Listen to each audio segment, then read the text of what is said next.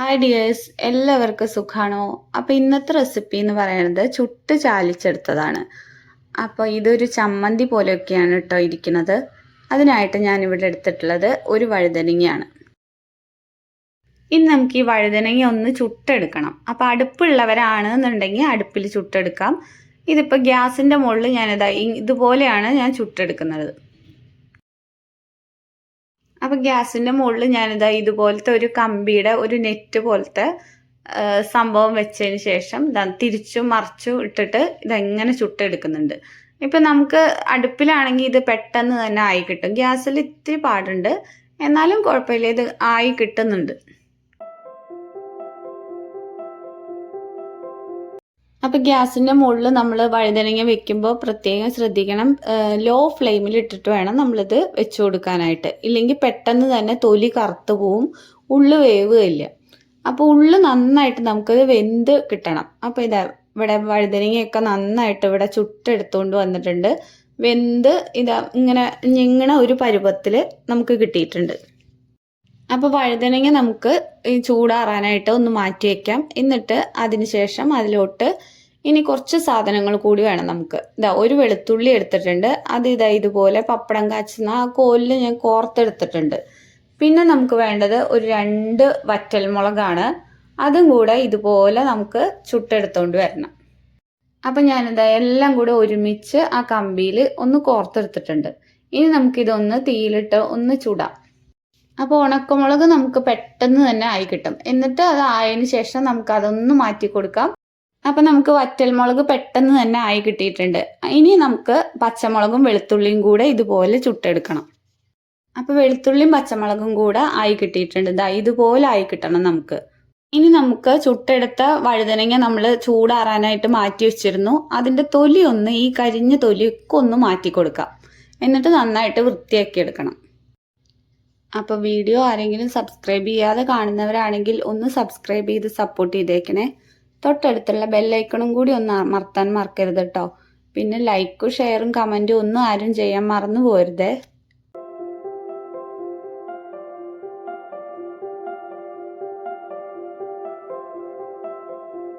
അപ്പം നമ്മൾ വഴുതനങ്ങയുടെ തൊലിയെല്ലാം മാറ്റി കൊടുത്തിട്ടുണ്ട്.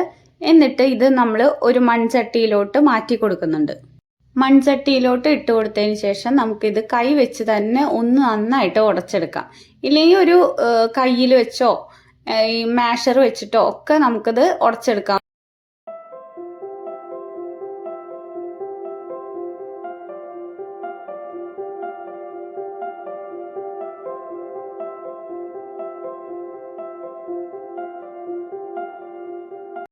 അപ്പോൾ വഴുതനങ്ങയൊക്കെ ഞാനിതവിടെ കൈവച്ച് തന്നെ നന്നായിട്ട് ഉടച്ചെടുത്തുകൊണ്ട് വന്നിട്ടുണ്ട്.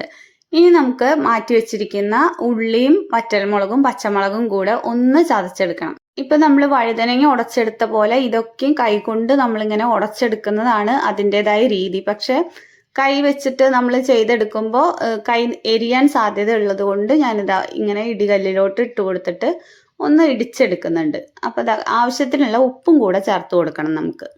അപ്പം മുളകും വെളുത്തുള്ളിയും ഉപ്പും എല്ലാം നന്നായിട്ട് ചതഞ്ഞ് കിട്ടിയിട്ടുണ്ട്. ഇനി നമുക്ക് ഇതൊന്ന് ആ വഴുതനങ്ങയിലോട്ട് ചേർത്ത് കൊടുക്കാം.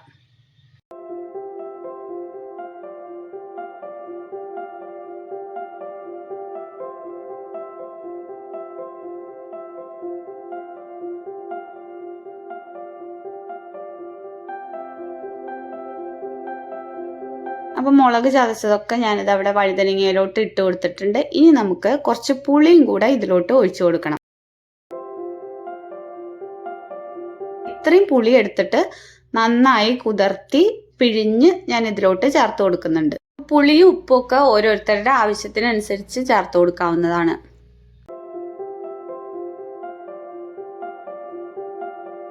ചിലവർക്ക് പുളി ഒരുപാട് ഇഷ്ടമായിരിക്കും, ചിലവർക്ക് എരിവാവും ഒരുപാട് ഇഷ്ടം. അപ്പോൾ ഇതിനൊന്നും അളവില്ല കേട്ടോ. ഇതൊക്കെ ആവശ്യത്തിനനുസരിച്ച് നമുക്ക് ചേർത്ത് കൊടുക്കാവുന്നതേ ഉള്ളൂ. അപ്പോൾ ഇത് നമ്മൾ പുളിയും കൂടെ ചേർത്ത് കൊടുത്തിട്ടുണ്ട്. അപ്പോൾ പുളിവെള്ളമൊക്കെ ചേർത്ത് കൊടുത്തതിന് ശേഷം നമുക്കിത് ഒന്ന് നന്നായിട്ട് മിക്സ് ചെയ്തെടുക്കണം. അപ്പോൾ ഞാനിവിടെ സ്പൂൺ വെച്ചിട്ടാണ് ഇളക്കി കൊടുക്കുന്നത്. നിങ്ങൾക്ക് വേണമെങ്കിൽ കൈകൊണ്ടും ഇതുപോലെ നന്നായിട്ട് ഇളക്കി കൊടുക്കാം. അപ്പോൾ ചാലിച്ചെടുത്തത് എന്നൊക്കെ പറയുമ്പോൾ നമ്മളിത് കൈ വെച്ചിട്ടാണ് ഇളക്കി കൊടുക്കാറുള്ളത്. ഞാനിവിടെ എരിയോന്നുള്ള പേടി കൊണ്ടാണ് കൈ വെച്ചിട്ട് ഇളക്കി കൊടുക്കാത്തത്. ഇത് നമ്മുടെ പഴയ കാലത്ത് നമ്മുടെ അമ്മൂമ്മമാരും അമ്മമാരും ഒക്കെ ഉണ്ടാക്കി തരുമ്പോൾ നമുക്ക് ഒരുപാട് രുചിയായിട്ട് തോന്നിയിട്ടുണ്ടല്ലേ. ഇതൊരു പഴയ കാല റെസിപ്പിയാണ് കേട്ടോ. അപ്പോൾ പണ്ട് നമ്മുടെ വീടുകളിലൊക്കെ ഉണ്ടാക്കുമ്പോൾ അമ്മമാരും അമ്മൂമ്മമാരും ഒക്കെ കൈ വെച്ചിട്ടാണ് ഇതെല്ലാം ചെയ്തെടുക്കാറുള്ളത്. ഇനി നമുക്ക് ഇതിലോട്ട് ഒരു 2 സ്പൂൺ വെളിച്ചെണ്ണയും കൂടെ ചേർത്ത് കൊടുക്കണം. അപ്പോൾ വെളിച്ചെണ്ണ ചേർത്ത് കൊടുക്കുന്നതിന് മുമ്പായിട്ട് ഞാൻ കുറച്ച് കറിവേപ്പിലയും കൂടെ ചേർത്ത് കൊടുത്തിരുന്നു കേട്ടോ. അപ്പോൾ വെളിച്ചെണ്ണയൊക്കെ ചേർത്ത് കൊടുത്തിട്ട് അതും നന്നായിട്ട് മിക്സ് ചെയ്ത് കൊടുക്കുന്നുണ്ട്. അപ്പോൾ നമ്മുടെ ഇന്നത്തെ റെസിപ്പി ആയിട്ടുള്ള ചുട്ട് ചാലിച്ചെടുത്തത് ഇവിടെ റെഡി ആയിട്ടുണ്ട്. അപ്പോൾ ഈ ചുട്ട് ചാലിച്ചതുണ്ടെങ്കിൽ നമുക്ക് കറിയുടെ ഒന്നും ആവശ്യമില്ല, ഇത് മാത്രം കൂട്ടിയിട്ട് നമുക്ക് ഊണ് കഴിക്കാവുന്നതേ ഉള്ളൂ കേട്ടോ. വളരെ സിമ്പിളായിട്ട് ഉണ്ടാക്കാൻ പറ്റിയ ഈ ഒരു റെസിപ്പി എല്ലാവർക്കും ഇഷ്ടപ്പെട്ടു എന്ന് വിശ്വസിക്കുന്നു. വീഡിയോ ഇഷ്ടമായാൽ എല്ലാവരും ലൈക്കും ഷെയറും സബ്സ്ക്രൈബും ചെയ്ത് ഒന്ന് സപ്പോർട്ട് ചെയ്തേക്കണേ. വീണ്ടും അടുത്തൊരു വീഡിയോയിൽ കാണാം. താങ്ക്